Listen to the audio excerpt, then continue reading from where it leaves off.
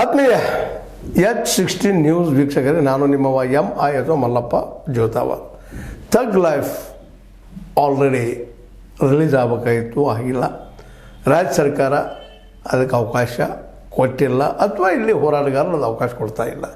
ಏಕೆಂದರೆ ನಿಮಗೆ ಗೊತ್ತದೆ, ಈಗಾಗಲೇ ನಮ್ಮ ನಟ ಕಮಲ್ ಹಾಸನ್ ಅವರು ತಮಿಳಿನಿಂದ ಕನ್ನಡ ಹುಟ್ಟಿತು ಅನ್ನೋದು ಹೇಳಿಕೊಟ್ಟಿದ್ದಕ್ಕಾಗಿ ಸಹಜವಾಗಿ ಕನ್ನಡಿಗರೇ ಅದರ ಬದಲಾಗಿ ಒಂದಿಷ್ಟು ಸಿಟ್ಟು.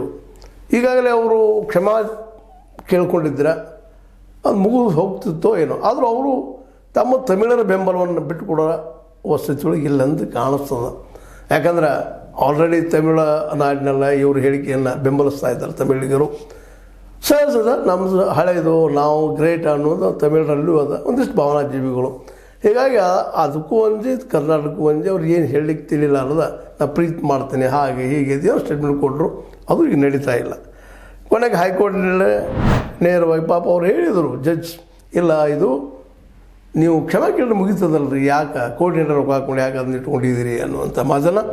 ಆದರೆ ಅದನ್ನು ಹೈಕೋರ್ಟ್ ಅದನ್ನು ಕೇಳುವ ಅಧಿಕಾರ ಇಲ್ಲ ಅನ್ನುವಂಥ ಮಾತನ್ನು ನಮ್ಮ ಸುಪ್ರೀಂ ಕೋರ್ಟ್ ಹೇಳಿದ್ರಿಂದಾಗೆ ಸಹಜವಾಗಿ ಮತ್ತು ಅದು ಕೇಸನ್ನು ಸುಪ್ರೀಂ ಕೋರ್ಟಿಗೆ ತೆಗೆದುಕೊಂಡಿದ್ದರಿಂದಾಗೆ ಇನ್ನೂ ಸ್ವಲ್ಪ ಇದು ಕಗ್ಗಂಟಾಗುವ ಜೊತೆಗೆ ರಾಜ್ಯ ಸರ್ಕಾರಕ್ಕೆ ತೊಂದರೆ ಆಗುವ ಸಾಧ್ಯತೆಗಳೆಲ್ಲ ಇದ್ದಾವೆ. ಅಂದ್ರೆ ಇದರ ಅರ್ಥ ಏನಪ್ಪ ಅಂತಂದ್ರೆ, ಟೋಟಲಾಗಿ ಈ ರಾಜ್ಯ ಸರ್ಕಾರ ಈಗ ತೆಗೆದುಕೊಂಡಂಥ ನಿರ್ಧಾರ